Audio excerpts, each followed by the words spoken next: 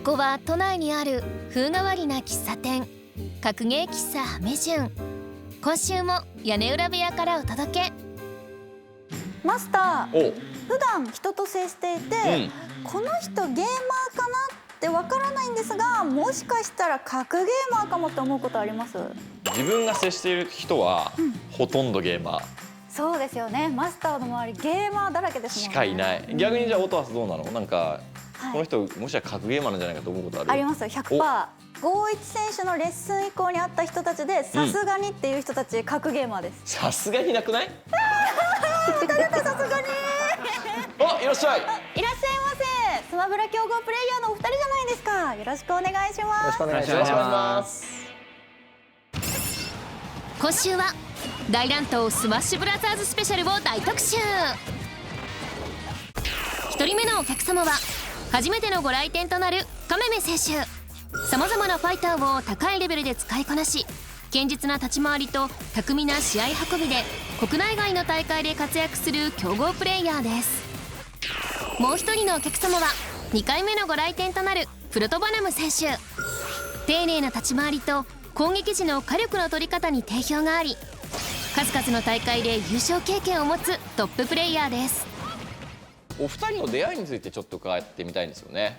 どうですこの二人が、その相手を認識したきっかけですとか、そういうところがあれば聞かせていただきたいんですけど、じゃあカメメ選手から。認識したっていうかきっかけは、スマブラ WiiU のオンラインの時に、ブイブイはしてました、周りを。彼がブイブイはしてたのが最初知ったところですね。で実際にこうして会ったりしたのは、多分僕の記憶が正しければスマブラ SP になってみんなで集まってやろうぜってなった時にいて、ブイブイはしてました。またやっぱブイブイはしてるんですね。最初からじゃあもう最初からそういう存在だっていうことで認識していたってことなんですね。オンラインでこの人チーム超強いんだって話を、周りから聞いて、実際に対戦してボコられて、すごい意識し始めたっていうところから始まります。じゃあその実際に対戦してやられたってことなんですね。その覚えてます？覚えてます。めっちゃいい顔で言うね。あれじゃあブイブイ言わせてるやつやっつけたんですね。いや、やっつけたかな。そこは覚えてない。記憶ない。ブイブイ言わしてましたよ、とりあえず。とりあえずじゃあその戦ったっていうのはお互い覚えてるんですね。そうですね。で大会で、実際会ってその時に決勝戦のダブルスをやっていたんですけど、その時にカメメ選手とは当たって、負けてしまったっていうところから、かなり意識はし始めましたね。なるほど。オフラインでも実際戦ってるんですね。そうですね。オンラインでも意識してて、オフラインで出たとさらに意識したって感じですね。現在のその印象についても伺ってもいいですか？じゃあカメメ選手からお願いします。彼って今メインファイターがルキナとメンメンっていうキャラクターで、メンメンっていうキャラクターは途中ダウンロードコンテンツで追加されたキャラクターなんですけど、アームズのキャラですね。そうですね。出てもう1年ぐらいは経つんですけれども、確か。とりあえずもう仕上げるのがすごいです。仕上げるスピードがものすごい速くて、もう半年ぐらいでほとんどの相手倒してたんじゃないかなっていうぐらい仕上げる速度が本当に速くて、もう今じゃ敵なしぐらいの本当にみんな困ってます。どうすんだプロトバナのメンメンどうすんだよみたいな感じで話してますね。なんで本当に仕上げる期間がとても短くて、で仕上がりもすごいっていう印象ですね。なるほど。堅実で常に硬くて、でかつアグレッシブな動きもできるという、なんかこれできたらいいよねっていうのを全てやってるっていう印象ですね。でしかも彼すごく器用で、いろんなファイターをもう高水準に使えるんで、その状況に応じたキャラ選びとか、もしくは相手の思考とか性格に合わせて多分キャラを選べる人だと思うんです。でそれがかなり自分としては結構厄介だなって多分対戦相手も含めて思ってると思ってて、それがかなりの強みだと僕は思ってます。なるほど。お二人のスマブラとの出会い伺いしていきたいと思うんですけど、ではカメメ選手からお願いいたします。スマブラとの出会いは多分生まれた時出た早いやつ。生まれた時かは分かんないんですけど、物心ついた時にはもう目の前に、当時は任天堂64の初代のスマブラなんですけど、目の前にあったんですね、64とスマブラが。自分兄貴がいたんですよ、兄弟がいて兄貴と一緒にやってたりもしたし、それこそ友達ん家に行ってスマブラやろうぜみたいな感じでやってたりもして、当時はカービィ使ってたんですよ。カービィなんだ。そうなんですよ。カービィを使ってて、ドリルで落とすことができるんですね、相手を。それで楽しんでました。小学4年生ぐらいの時に早いね。兄がスマブラ64を持っていまして、それで兄貴の友達がわらわら来てて、でその友達の暇つぶしの相手として使われていたからきっかけですね。当時もだって複数人でね対戦できるってことで。そうですね、確かに4人でやりたかったですもんね当時ね。そうです。だから3人いて4人目にそう4人目にとりあえずやろうやって言ってってことなんですね。そうです。僕もカービィを使って。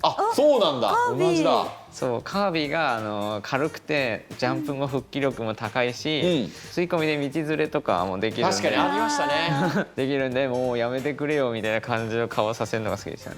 兄貴の友達を嫌がらせたとそういうことなんですね。そんなかなり早い段階でお二人ともスマッシュブラザーズと、ね、出会ったってことなんですけど、どれぐらいのタイミングから自分強いかもしれないと思ったんですか？スマブラデラックス次回作なんですけど、ゲームキューブで出てたデラックスを小学校の中でめっちゃ強いやつがいたんですね。お、来ましたね。でそいつとガチ対決することになって、はいはいはい。で2回勝った方の勝ちなみたいな感じで決めたんですよ。そしたら僕が勝って、俺強いんだなって思って思い始めたのがきっかけで、その次の作品のスマブラ X で、そこからやっとオンラインの対戦が実装されたんですよ。でその時も本当に結構勝ってたんですよ。オンライン対戦で負けなし。そうだったんですよ。ブイブイ言わせたわけですね。ブイブイ言わしてました、その時は。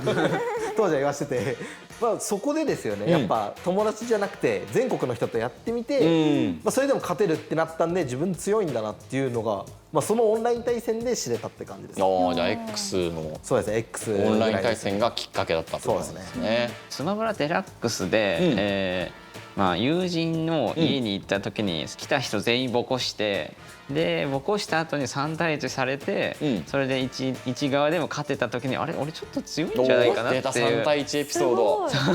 どうやって勝つんですか3対1で。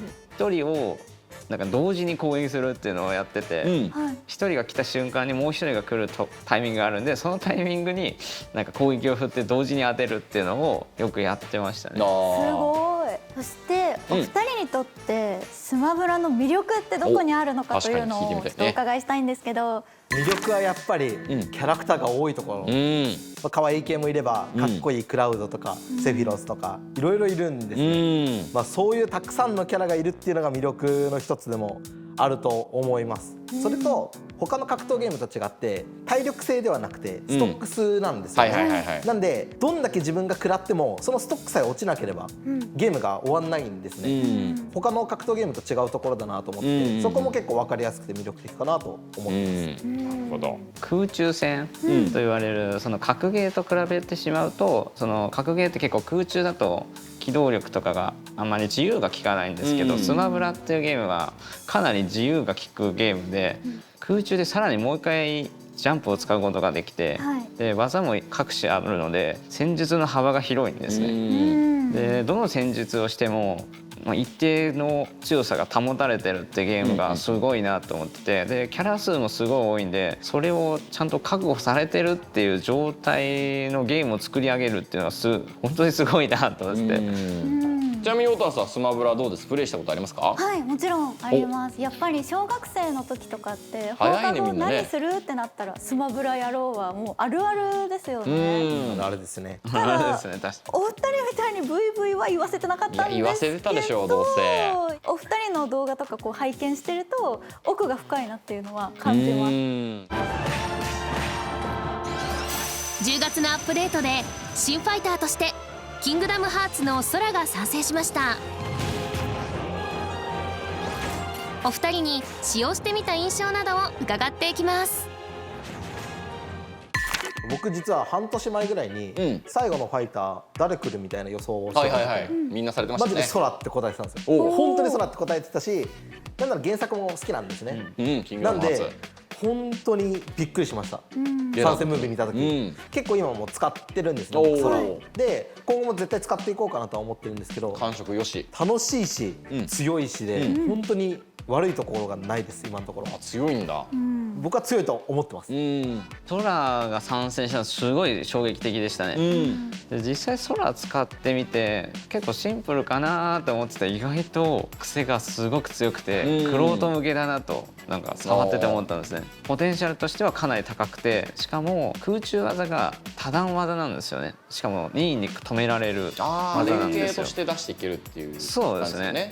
1段目で止める、2段目で止めるといったその任意で止められるんで、そこでの読み合いがかなり面白いファイターだなと思ってて、なるほど。で使って楽しいですね、このファイターは。こう2人ともポテンシャルあるんじゃないかっていう、はい、今後の大会なんかでもまあもしかしたら出てくるかも。出てくるかなと思ってますね。そして、バランス調整もね行われました。印象や影響などはいかがでしょうか。亀目選手どうでしょう、バランス調整。そうですね、僕の使ってるファイターロックマンをメインに使ってるんですけど、はいロックマン本当に何も変わりませんでした。何もなし。下げも上げもないんで、まあちょっと一安心かと思いきや、んちょっと強化を望んでる部分もあったんですね。強くしてほしいと。もうちょい強くしてほしかったですね。まあ、僕のファイターはどちらもまあナーフを着てますね。ああ、弱体化なんですね。弱体化されてますね。そうですね。特にメンメンと言われるファイターが2回ほど来てて、2回ほど。2回も来てたんです。でそれでちょっと痛いかなとは思ってたんですけど、結構自分がよく使ってる技とか、まあ致命傷となる技は結構避けられていたんで、まだまだ全然戦えそうなんで、まあ自分の力量が上がれば全然まだ勝っていけると思うんで、やり込みでカバーできる。そんなに影響ないかなと。それじゃあ、まあ、今年もね、まあ、残り1ヶ月ということで、もうかなり暮れてきているんですけれども、2021年をですね簡単に振り返っていただきましょうか。スマブラ尽くしでしたね、もちろん。まあ、そうだろうね。そうですよね。やっぱり言うてそうだろうね。最近はオフラインの方でも活動できるようになってきたので、まあ来年からはまたオフラインの方で練習していって、で空も出たんで空も使っていきたいんで、オフラインの方で空も試していこうかなとは思ってます。なるほど。2021年はひたすら引きこもりでしたね。そうですよね。引きこもりしつつで、まあ、新ファイターのメンメンというファイターをずっと磨いてて、こいつでも食っていきたいんだっていうのを、まあ、必死こいて練習してたのが結構1年が多くて、こう最近はオフライン大会もだいぶ復活してきてて、それでまあそのメンメンの修行の成果が出まくってて結構優勝してるんですね。3連覇ぐらいかな、ぐらいできたんで、結構修行しといてよかったなって思ってて、引きこもり生活は無駄じゃなかった。無駄じゃなかったっていうのがすごい思えたんで、それがいい感じですね。なるほど。スマブラのお話を聞いていたら、そろそろお二人の対決が見たくなってきました。お願いしてもよろしいでしょうか。はい、お願いします。よろしくお願いします。お願いします。亀目選手とプロトバナム選手の3ストック制エキシビションマッチです。それではエキシビションマッチ見ていきましょう。大乱闘スマッシュブラザーズスペシャル、組み合わせは亀目対プロトバナムです、ではまず意気込みから聞いていきましょう。ルキナにはロックマンを出す予定でした。おで今回ルキナということで、うんメインキャラのロックマンを使うんですけど、はい、正直きついです。きつい。キャラ相性とかじゃなくて人が強いので、結構押されないように頑張ろうかなと思います。まあ、僕は相手がロックマンということでルキナを出しました。まあ、ロックマンは結構相殺されるときついファイターなので、まあ、剣を持ったファイターなら相殺しながら殴れるからいけるんじゃないかと思ってて、なるほど。原作ロックマンやってるからロックマン1誰よりも知ってるから勝てると思ってます。それでは始めてください。はい、お願いしありがとうございま。ますす。レギュレーションは3ストック制、赤いロックマンが亀目、そしてルキナを使うのがプロトバナム。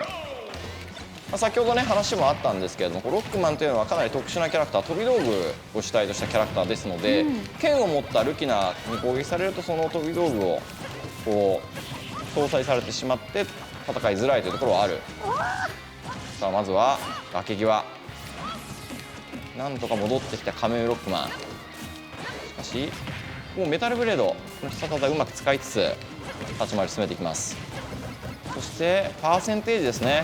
スマッシュブラザーズではパーセンテージが溜まってくるとダメージが蓄積してくると吹き飛ばされやすくなり、そして画面外に吹き飛ばされてしまうと撃墜となりストックを失う。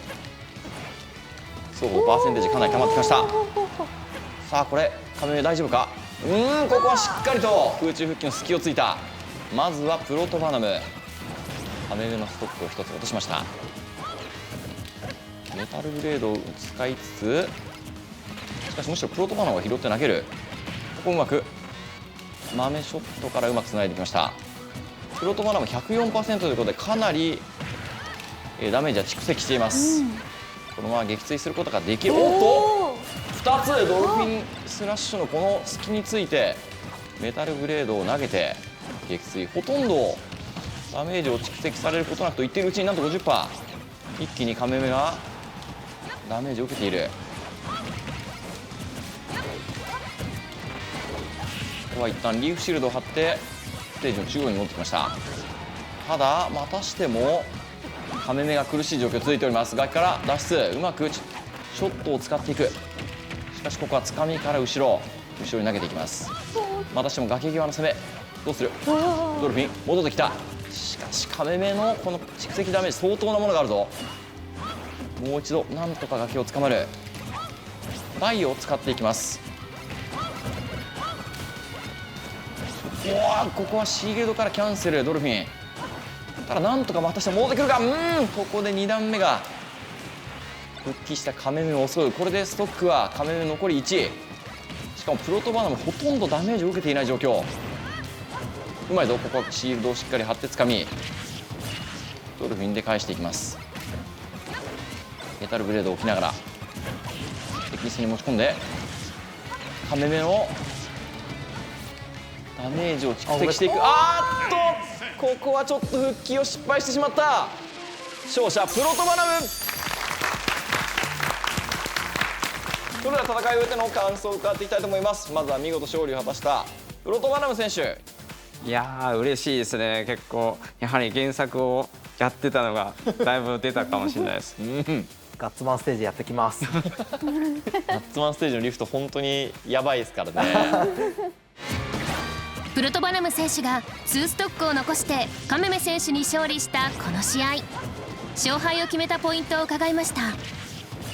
そうですね、勝敗を結構決めたのはやはり豆を消しながら殴るところと、あとは豆を打った後のどこに逃げるかっていうところを読んで、そこに結構技を置いてみたら結構当たってそのまま展開が取れたっていうのが結構鍵だったのかなと思います。そういうロックマンの立ち回りの部分を生かさせないようにはいはい、できたということなんですね。ロックマンって、その画面端にいても、そのロックバスターの根元を当てれば相手を飛ばすことができるんで、すぐ画面中央に戻れるんですけど、やっぱりルキナみたいな武器判定のあるキャラだとそれすらも結構厳しいんですよね。武器で消されてしまうのでっていう展開を作れなかったのがちょっと敗因かなとは思います。もうちょいステージ中央で戦えて、こっちがラインを確保できた状態で飛び道具とか負ければまだ良かったんですけど、それすらもさせてもらえなかったって感じなので、そこが敗因かなとは思います。なるほど、ありがとうございました。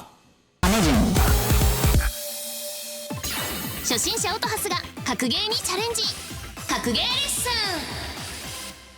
ここからは格ゲーレッスンのコーナーです。今週はフゲラ先生に来ていただいております。お願いします。お願いします。じゃあオトハス、今週どうしましょうか。先生に質問したいことがあります。はい。クリティカルアーツというものを私組み込んで出せたことがあんまりなくて、そもそもどうやって試合に使うものなのかっていうのが分かってないんですけど。なるほど。はい。そのまんま出すか、他の技からつなげて出すかの2つなんですけど、はい、多分今おっしゃってるのは2つ目の技をつなげて出すのってどうやるのっていうやつだと思うんですけど、はい、とりあえずトレーニングモードに行きましょう。ちょっと練習してみますか。そのまま出すのはできますか。いや、怪しいです。怪しい。コツはありますか。相手の近くまで寄ってはい。で、ワールこれです、これです、これを1回出したらすぐにもう1回入力してください。同じものですか。同じものなんですけど、ボタンだけパンチにしてください。2回目をいきます。はい。できんじゃん。おい、待ってくだこれでさい。革命起きた。私家でやってできたことなかったんですけど。またまたこの中に人狼がいるぞ。単発でアルタイルを出せたオトハス、今度はコンボにつなげるためのレッスンです。じゃあこれをさらにコンボにつなげられるんで、はい。そうですね。しゃがみの中キック、しゃがんで下の真ん中のボタンですね。しゃがみ中キック。そう、それを当たる瞬間に波動拳パンチってやるとやってみてください。そうこれができるとやってることはもうプロと一そう緒になる。プロと一緒。あ、できない。しゃがんで中キックをしてその後これですこれできるじゃんでこの後にもう一回さっきと同じ要領でもう一回ミキサーのコマンド入れこれができたらまあでも近いやろうとしてること合ってる。波動拳になってない、斜めになっちゃってますね。そうその後にもう一回コマンド入れてジャックパンチ。むずいな。なかなかうまくいかないオトハスにプゲラ先生はリズムでタイミングを伝授します。タンタンタンでしたこれ。タンタンタンですか。タンタンでした。タンタンタンでし。たあ、じゃあ私早かった説。こっちだとタンタタンなんですよ。こっちだそれとタによって変ンタタンわるんだなんだけど、こっちの方がもっと早く入力しなきゃいけないんでそう難しいんですよ。ちょっと入力するタイミングがものによって違うっていうところで、タンタンタンこっちはタンタンタンちょっとゆっくりでいいっていうところで、タンタンタンおいもう一回やってもらってもいいですか。タンタンタン。わあできるようになった。なるほど。最初はコマンド入力がうまくいかなかったオトハスもだんだんと技が出るようになっていきます。さらにコンボ攻撃をヒットさせるために必要な要素とは？この技前に入れると前に進むんですよ。このラシードのクリティカルアーツってなんで出した後前に入れっぱなしにしないと繋がらないんです。もう一回やってみましょう。前入れるだけ最後は。そうただ前に入れっぱなしにするだけ。ピーンって光って出たら、そのまま相手の方向にレバーを倒しといてください。するとくるくる回りながら相手の方に行くんで。お空飛ぶ前ですか。お空飛ぶ前大丈夫大丈夫大丈行く前にもうずっと入れっぱ。夫。そう入れっぱ。はい。もうできるよ。惜しい。くるくるくる。はい。前前前。で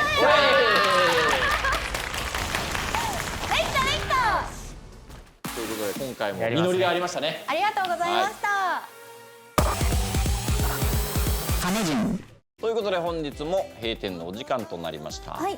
オタスいかがだったでしょうか。お二人の対戦が本当に早い試合展開でハラハラしたのと、復帰するかしないかの時に私なんか手汗がすごくてなんでやばい落ちちゃうって思うとお二人ともすぐに復帰するので、やっぱりスマブラは奥が深いゲームでいつか私もそれぐらい上手くなりたいなと思いました。楽しかったです。まず素直にその対戦の結果なんですけど、悔しいなっていう気持ちはあります。普段って話すことっつったらなんかスマブラの知り合いと、こいつどうすんだよこいつどうすんだよみたいな話しかないんですって、こういうトークとかあんまなかったんですけど、本当にこういう機会いただけて楽しかったです。ありがとうございます。はい。そうですね、勝ったの超嬉しいですね。なんかまたこの調子で勝っていきたいなとは思ってるんですけど、で結構トークに注目されるってことが選手はなかなかなくて、この機会が本当にめちゃくちゃありがたいので、いやこういう機会があればもっともっとそういう話してみたいなと、なんか選手の良さをみんなに分かってもらいたいなとは思ってます。ありがとうございました。はい、ありがとうございました。ということで、今夜の格上喫茶ハメジュン、お客様はカメメ選手、プロトバナム選手でした。またのご来店をお待ちしております。ありがとうございました。次回はギルティギアストライブを特集。数の子選手とバンババン選手がご来店。お楽しみに。